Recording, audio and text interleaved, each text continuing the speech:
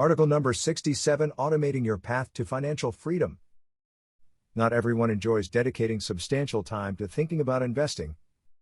This is perfectly understandable. Your professional responsibilities, family obligations, and everyday necessities create constant demands on your limited time and mental energy. When precious free moments arise, you want to relax and enjoy them, not analyze financial documents, evaluate investment opportunities, or study investment principles. The bad news is that in order to become financially free, you need to spend time to understand how to invest, be clear on what your goals are, and find investments that work for you. The good news is that once you complete that foundational work, you can establish efficient systems that dramatically reduce the ongoing time and attention required to build wealth. Create a solid foundation. Despite what popular media might suggest, successful investing requires more than simply setting up automatic contributions to a retirement account. Before automating your investment process, you must develop your personal investment thesis. 1, 2, 3. Developing this framework does not demand months of intensive study, but it does require thoughtful consideration and deliberate effort. More importantly, this crucial work cannot be entirely outsourced. The financial services industry includes many advisors who suggest they can create a comprehensive financial roadmap for your future after just a brief consultation. I recommend approaching such promises with healthy skepticism. While partnering with a trusted advisor to help achieve your financial goals can provide significant value, selecting that person demands careful consideration. Pay particular attention to their underlying motivations and incentives, their genuine expertise and track record.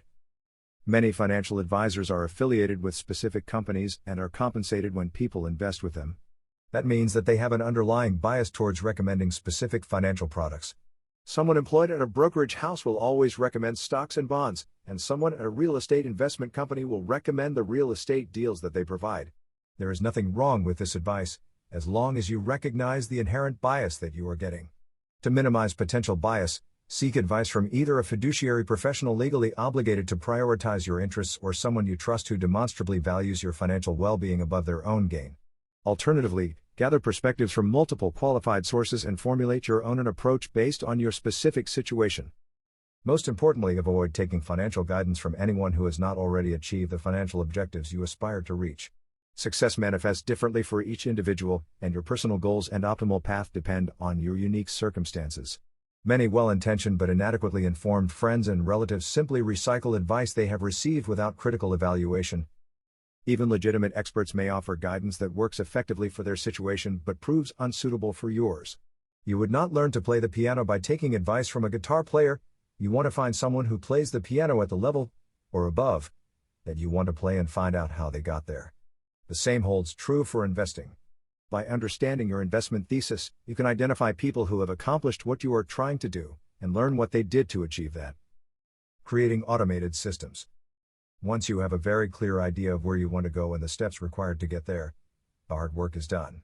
Your next priority becomes implementing systems that ensure consistent execution of these steps. I use 2 types of systems to keep me on track. First, I automate as much of the process as possible, particularly the regular movement of money. I have separate accounts for my emergency fund, investments, specific major expenses, such as insurance, taxes, and vacations, and general spending.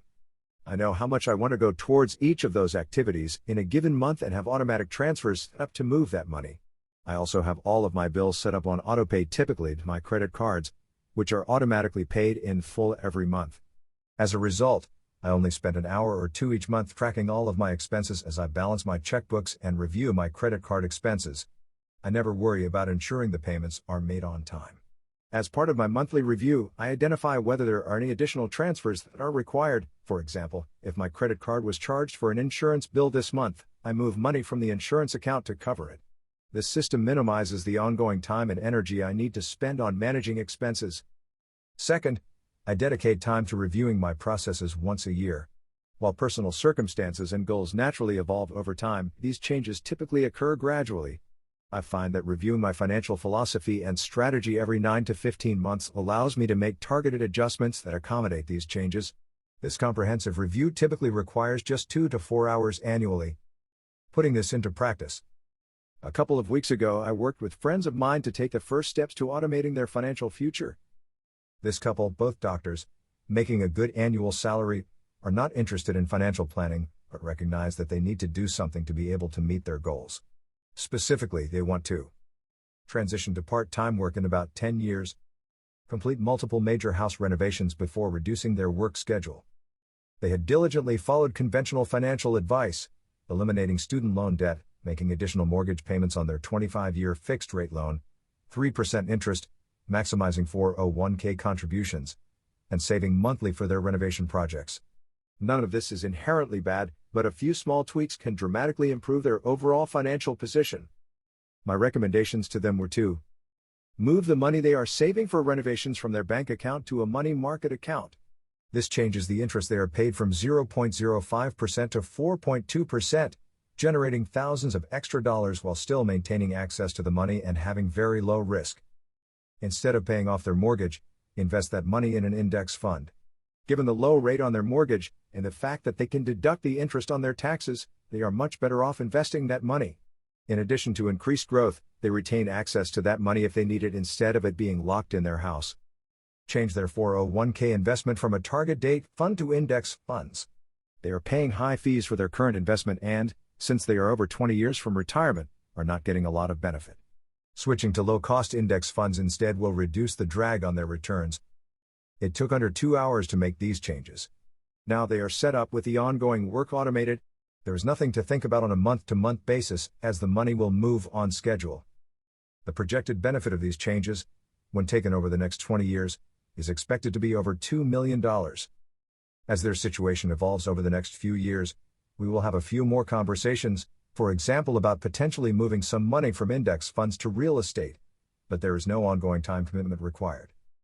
Pulling it all together. The approach outlined above demonstrates how strategic planning combined with automation creates a powerful foundation for financial independence. By investing a few focused hours now to establish appropriate systems, you better position yourself for substantial long-term benefits without sacrificing your precious time to constant financial management. This exemplifies the core principle of breaking your paycheck dependency. Building wealth should enhance your freedom rather than consuming your life.